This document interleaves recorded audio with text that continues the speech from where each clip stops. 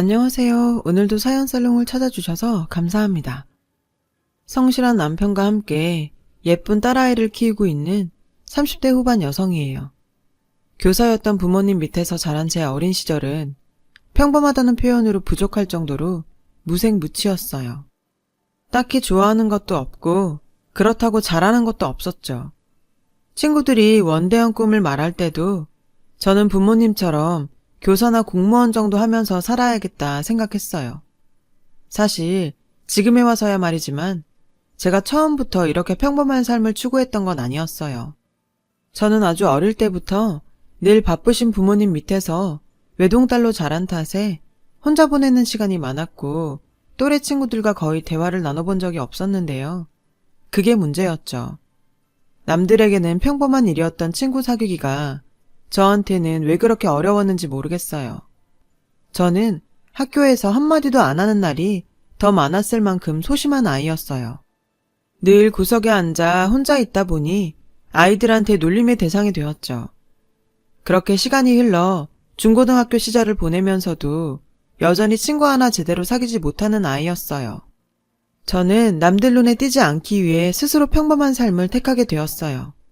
지금 생각하면 정말 바보 같은 얘기지만 예전에 만원 버스에서 비켜달라는 말도 못해서 내려야 하는 정거장을 놓친 게 한두 번이 아니었죠. 그런 저에게는 어찌 보면 내 일만 하면 아무도 간섭 안 하는 공무원이란 직업이 천직인지도 몰라요. 학창시절보다 많이 나아지긴 했지만 공무원이 된 후에도 누가 말을 걸어주지 않으면 말을 하지 않다 보니 몇 년 동안 같이 일한 동료들과도 서먹서먹해서 전 항상 혼자 점심을 먹곤 했어요. 그러던 어느 날 그를 만나게 되었죠. 여느 날과 같이 직원 휴게소에 앉아 도시락을 먹고 있는데 누군가 저에게 말을 걸어왔어요. 한주임님은 왜 매일 혼자 밥 드세요? 누구시죠? 그러자 남자는 황당한 표정이 되더군요. 저 모르세요? 저 여기에 공익으로 배치받은 지 3개월이나 됐는데요. 한주임님이 워낙 말이 없으셔서 대화는 못 해봤지만 순간 정말 얼굴이 화끈거리더군요. 워낙 주변 돌아가는 일에 관심이 없다 보니 같은 곳에 있는 사람조차 몰라봤던 거였죠. 그날 이후 남자는 마치 저와 잘 아는 사이인 것처럼 제게 살갑게 다가왔고 처음에는 그런 그가 조금 불편했어요. 저를 볼 때마다 한주임님 하면서 불러댔고 점심시간이면 항상 제 옆에 와서 같이 밥을 먹어주곤 했죠. 공익근무 요원이었던 그는 저 외에도 동사무소 모든 직원들과 친하게 지내는 요즘 말로 인싸 중에 핵인싸였어요. 늘 친근하게 대해주는 그의 태도 덕분에 저도 점점 그런 행동들이 익숙해졌죠. 그의 공익근무 기간 내내 우린 많은 대화를 나눌 수 있었어요. 그는 오랫동안 사법고시를 준비하던 고시생인데 군대를 더는 미룰 수 없어서 늦음하기 군복무를 하고 있다고 했어요. 사법고시를 5번이나 떨어졌음에도 그는 언젠가 합격할 거라며 당당했고요. 저와는 다르게 꿈이 있고 포부도 있는 모습에 제가 매력을 느낀 건 어찌 보면 당연한 일인지도 몰라요. 그와 지내다 보니 사람들과 어울리는 방법도 알게 되고 점점 제 자신이 달라져 간다는 걸 많이 느끼게 됐죠. 그는 왜 사실을 5번이나 떨어졌나 싶을 정도로 똑똑한 사람이었어요. 동사무소 동료들도 모르는 게 있으면 그에게 찾아가 물을 정도로 아는 것도 많고 남의 일도 언제나 자기 일처럼 친절하게 도와주다 보니 동료들에게도 인기남 그 자체였죠. 만남은 짧고 이별은 길다고 했나요? 1년 8개월간의 시간이 흘러 복무 기간이 끝난 그는 사회로 돌아갔고 결국 저는 한마디 고백도 못 해본 채 그를 떠나보내야 했어요. 살면서 처음 마음을 준 남자라서 그런지 마음 한켠이 헛헛하던 어느 날이었죠. 한주임님. 누군가 저를 애타게 부르는 목소리에 뒤돌아봤더니 그가 서 있지 뭐예요. 저도 모르게 입가에 미소가 흘렀어요. 한주임님, 왜 이렇게 전화를 안 받아요? 혹시 엇갈리면 어쩌나 싶어 걱정했는데. 기억하세요? 저 소집 해제하면 밥 사주기로 약속한 거요. 그렇게 시작된 그와의 만남은 잦아졌고 둘 사이의 공통된 관심사를 통해 우리는 연인 사이로 발전되었어요. 사실 부끄러운 얘기지만 26살이 되는 동안 한 번도 남자를 사귀어 본 적이 없는 저는 모든 게 새로웠고 그와 함께하는 시간이 행복했어요. 비록 그가 사시생이라서 경제적으로 여유롭지 못해 제가 데이트 비용 대부분을 감당하긴 했지만요. 그는 항상 시험만 붙으면 호강시켜 주겠다고 호언장담을 했어요. 저는 그런 자신감 있는 모습이 좋았죠. 그렇게 저희는 1년 정도 사귄 뒤 결혼을 하게 되었어요. 부모님께서는 번듯한 직장이라도 잡고 결혼하는 게 어떠냐고 걱정하셨어요. 하지만 고시 준비로 힘들어하는 그의 곁에서 힘이 되어주고 싶다는 제 뜻에 따라 결국 결혼을 허락해 주셨죠. 그렇게 우리는 결혼 생활을 시작하게 되었어요. 처음엔 마냥 행복하기만 했어요. 하지만 사법고시라는 게 만만한 게 아니잖아요. 남편이 번번이 시험에서 떨어졌고 모아놓은 돈도 얼마 안 가 바닥이 나고 말았죠. 결국 저는 생전 해본 적 없는 야근까지 하면서 남편 뒷바라지를 해야 했어요. 그렇다고 그게 싫었다는 건 아니에요. 저도 결혼할 때 어느 정도는 예상한 일이었고 그 정도 각오도 안 했다면 이런 결혼은 하지 않았을 테니까요. 정작 저를 힘들게 한 건 시댁 식구였죠. 시골에 살고 계시던 시부모님께서는 맏아들인 남편에게 많이 의지하셨고 그 부담은 온전히 저에게 돌아왔어요. 얘야, 내일이 주말이니 좀 내려오너라. 김장을 하려는데 일손이 필요하구나. 공부하는 네 신랑 신경 쓰게 말하지 말고 그냥 조용히 너만 왔으면 한다. 어머님, 지금 제가 야근 중이라서 내일 거기까지 내려가기가 좀 그래요. 제가 김장비 보내드릴 테니까 사람 사서 하시면 안 될까요? 전 어머님께 정중하게 말씀드렸어요. 시댁까지는 차 타고 3시간 넘게 걸리다 보니 야근한 다음 날은 좀 부담이 되었죠. 너 지금 시애미가 이렇게 부탁하는데 거절하는 거니? 넌 시애미 말을 개똥으로 듣는구나. 그래, 알았다. 오지 마라. 버럭 화를 내시는 시어머니에 당황한 저는 피곤한 몸을 이끌고 다음날 아침 일찍 시댁으로 내려갔어요. 어머님은 절 보자마자 역정을 내셨죠. 그렇게 오기 싫다더니 웬일이냐? 네가 나한테 하는 걸 보아하니 평소에 네 남편이 너한테 어떤 대접을 받는지 뻔하구나. 그러니 자꾸 시험에 떨어지지. 시어머니는 남편이 시험에 떨어지는 게 마치 제 탓이냐 말씀하시더군요. 솔직히 기분이 너무 상했지만 시어머니 앞에서 티를 낼 수는 없는 노릇이었죠. 그래서 입 다물고 꾹 참았어요. 그렇게 전 시어머니와 김장 100포기를 하고 녹초가 된 몸으로 차에 시동을 걸려는데 글쎄 시어머니가 차 트렁크에 아이스박스 한 통을 실으시면서 이러시는 거예요. 아참, 내가 빼먹을 뻔했네. 너 올라가는 길에 대전에 좀 들러서 네 시누이한테 김치 좀 전해주려무나. 순간 머리가 띵해지더라고요. 하루 종일 김장하느라 파김치가 됐는데 대전까지 들러 시누이 김치 배달까지 하려니 정말 해도 해도 너무한다 싶었죠. 그래도 어쩌겠어요. 여기서 한마디만 했다간 또 잔소리를 들어야 할 텐데요. 결국 속으로 욕하면서 운전대를 잡았죠. 대전에 들러 김치 심부름까지 하고 집에 돌아오니 밤 10시가 넘었더라고요. 제 마음을 아는지 모르는지 남편은 왜 이렇게 늦었냐며 밥도 못 먹었다고 당장 밥을 차리라는데 저도 모르게 눈물이 왈칵 쏟아지더라고요. 그 후로도 시어머니는 지방 경조사만 있으면 그 먼 시골까지 저를 불러서 음식 준비를 시키셨어요. 그때마다 늘 하시는 말씀이 있었죠. 얘야, 너희는 왜 아이를 안 가지니? 혹시 너한테 문제 있는 거 아니냐? 시댁에 갈 때마다 시부모님은 왜 손주가 안 생기냐며 저를 구박하셨고 모든 걸 제 탓이냐 말씀하셨어요. 사실 저도 간절히 아이를 원했는데 남편은 임신하면 시험 공부하는데 방해가 된다며 모든 계획을 시험 이후로 미루길 원했거든요. 그래도 저는 그때까지만 해도 남편이 사법고시만 합격하면 모든 일들이 다 해결될 거라고만 생각하고 있었죠.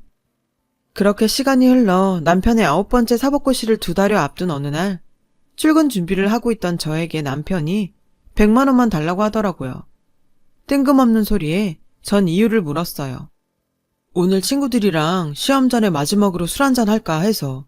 그러니까 통장으로 100만 원만 보내놔. 자기야, 무슨 술값이 100만 원이나 해. 얼마 전에 준 용돈은 벌써 다 쓴 거야? 남편은 자기 친구들 수준에 맞추려면 100만 원 정도는 필요하다더군요. 솔직히 남편이 시험 준비를 하는 동안 제 월급으로 모든 걸 하다 보니 100만 원은커녕 10만 원도 여유가 없던 저는 차라리 친구들을 집으로 부르는 게 어떠냐고 제안했고 그러기로 했어요. 남편 말대로 남편 친구들은 엘리트들 그 자체였어요. 대기업 과장에 변호사까지. 남편이 친구들한테 자격지심을 느끼는 게 당연했죠. 저는 그런 남편이 친구들한테 기죽지 않게 하려고 있는 실력 없는 실력 다 발휘해서 음식을 준비했어요. 광혁이 넌 마누라 잘 만난 줄이나 알아. 빨리 시험 합격해서 보답하라고. 왜? 부럽냐? 안 그래도 합격만 하면 우리 마누라 호강시켜줄 생각이다. 남편은 친구들의 칭찬에 어깨가 으쓱했는지 제 자랑을 늘어놓으며 밤새 친구들과 술잔을 기울였어요. 남편은 마지막 2달은 아예 고시원에 틀어박혀 공부만 했고 그 결과 드디어 9번째 만에 사법고시에 합격을 했어요. 전 이때까지만 해도 사시 합격이 비극의 시작이 될 거라고는 생각도 못했었죠. 합격 발표 후 잠깐 나갔다 온다던 남편은 밤이 새도록 들어오지 않았고 남편과 축하 파티를 위해 준비한 음식은 제 마음처럼 식어만 갔어요. 다음날 아침 잔뜩 술에 취해 들어온 남편은 연신 축하 전화를 받기에 바빴고 저는 안중에도 없는 듯 했어요. 그 모습에 내심 서운한 마음이 들더군요. 시험 합격 후 2년간의 연수원 생활을 끝내고 드디어 남편은 변호사가 되었고 작은 규모의 로펌에 취직을 하게 되었어요. 그때부터였죠. 남편이 달라지기 시작한 건. 자기야, 어디야?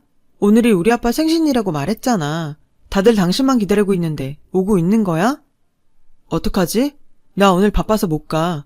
일하는 중이니까 자꾸 전화하지 마. 남편은 로펌 일이 바쁘다며 갈수록 외박이 잦아졌고 밤늦게 나가는 경우도 많아졌어요. 그러다 보니 우린 아이를 가지기는커녕 얼굴 마주칠 시간도 없이 시간이 흘렀죠. 아직 1년차 변호사라 월급이 많지도 않은데 남편의 씀씀이는 날이 갈수록 커졌고 평소 1, 2만 원짜리 옷이면 만족하던 사람이 머리끝부터 발끝까지 명품으로 치장하려 들었죠. 변호사가 돼서도 생활비를 주기는커녕 오히려 저한테 용돈을 받아가더군요. 그러면서 항상 이런 말을 했어요. 사람은 자리에 맞게 행동해야 돼. 명색이 변호사인데 밖에서 꿀리고 다니면 되겠어? 재훈이 녀석 알지? 우리나라에서 손꼽히는 로펌 다니는 애. 걔가 나 그 로펌으로 끌어주기로 했어. 그럼 우리 인생 한 번에 확 필 거야. 그러니까 투자라고 생각해. 항상 자신감은 넘쳤지만 그렇다고 허세가 있는 사람은 아니었는데 이 남자가 지금까지 내가 알던 남자가 맞나 싶을 정도로 남편은 완전히 변해버렸어요. 변호사가 된 이후 완전히 달라진 남편의 태도에 마음앓이를 하던 어느 날 남편 친구인 재훈 씨한테 전화가 왔어요. 현지 씨, 제가 이런 말 하는 게 오지랖인지는 모르겠지만 말끝을 흐리며 시작된 이야기의 내용은 정말 충격적이었어요. 남편은 변호사가 된 후 친구들한테도 다른 사람처럼 행동했고 그런 모습에 친구들조차 혀를 내두를 정도였다네요. 광혁이 자식, 정말 왜 그렇게 된 건지. 고시생 시절에 지한테 밥값, 술값 대주던 친구한테 일반 직장인 따위라고 막말을 하질 않나? 룸사롱 아가씨한테 빠져서 정신 못 차리질 않나? 아휴, 아주 위태위태해서 못 보겠다니까요. 게다가 저희가 다 알잖아요. 그동안 현지 씨가 어떻게 뒷바라지 했는지. 그래서 말인데요. 혹시 도움 필요하면 언제든 연락 주세요.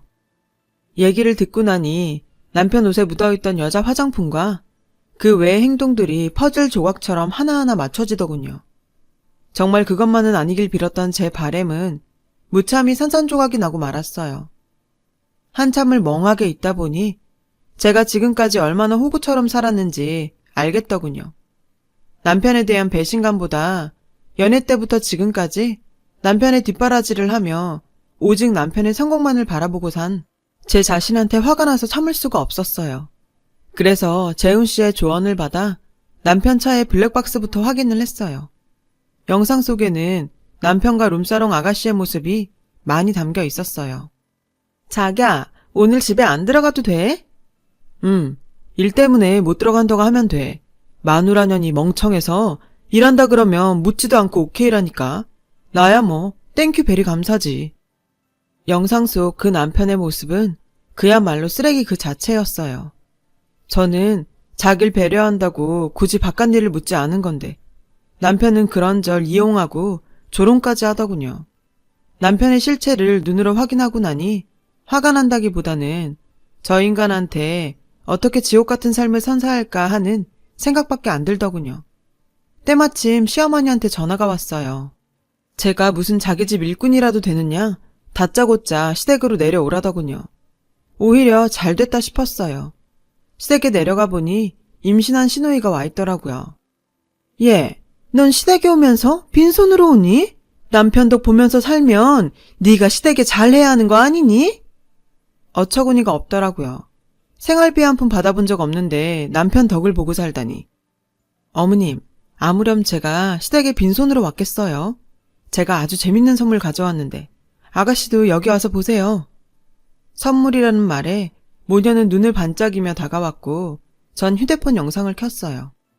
영상을 틀자 모녀는 그대로 굳어버렸고 영상 속에서 흘러나오는 신음소리만이 그 정적을 채울 뿐이었죠.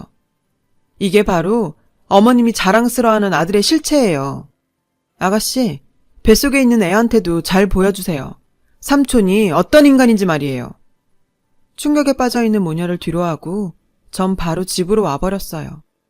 시댁에 핵폭탄을 날려버리고 집에 도착했더니 남편이 절 기다리고 있더라고요. 너 미쳤어? 너 때문에 우리 엄마 쓰러졌어. 너 도대체 무슨 짓을 한 거야? 남편이 악을 쓰며 말하더군요. 미친 건 너 아니니? 그리고 난 뭐 한 거 없어. 니네 엄마 너 보고 쓰러진 거니까. 네가 차에서 어린 년이랑 벌인 더러운 짓. 잘난 아들의 실체를 보시곤 많은 걸 느끼신 모양이네.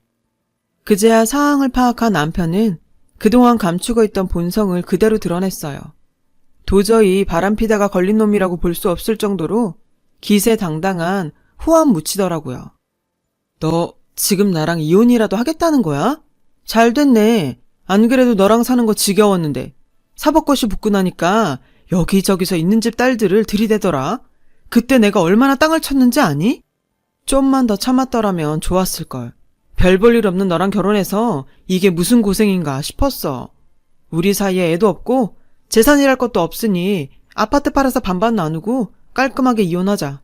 그럼 됐지? 정말 기가 차는 노릇이었어요. 바람피다가 이혼당하는 주제에 반반이라니. 게다가 결혼 전부터 지금까지 땡전 한 푼 안 내놓고는 뭘 하는지 아세요? 결혼할 때보다 아파트 가격이 5억 넘게 올랐으니 자기한테도 기여분이 있다는 거예요.